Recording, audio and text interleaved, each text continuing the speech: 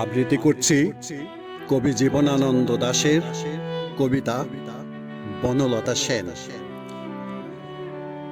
হাজার বছর ধরে আমি পথ হাঁটিতেছি পৃথিবীর পথে, সিংহল সমুদ্র থেকে নিশীথের অন্ধকারে মালয় সাগরে।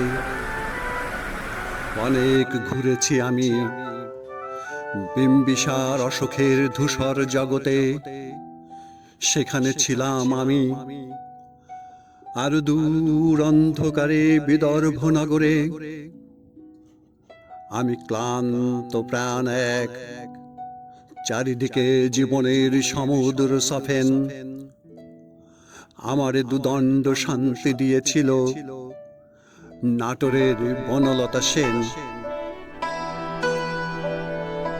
চুল তার কবিকার অন্ধকার বিদিশার নিশা, মুখ তার শ্রাবস্তির কারুকার্য। অতি দূর সমুদ্রের পর হাল ভেঙে যে নাবিক হারাইছে দিশা। সবুজ ঘাসের দেশ যখন সে চোখে দেখে দারুচিনি দ্বীপের ভিতর, তেমনি দেখেছি তারে অন্ধকারে। বলেছে সে, এতদিন কোথায় ছিলেন? পাখির নীরের মতো চোখ তুলে নাটোরের বনলতা সেন।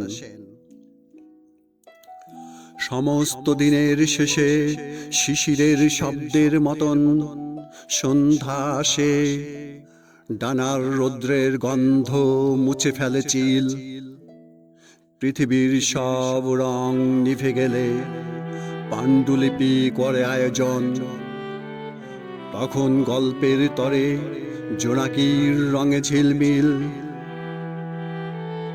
সব পাখি ঘরে আসে, সব নদী ফুরায়, এ জীবনের সব লেনদেন। থাকে শুধু অন্ধকার, মুখোমুখি বসিবার বনলতা সেন।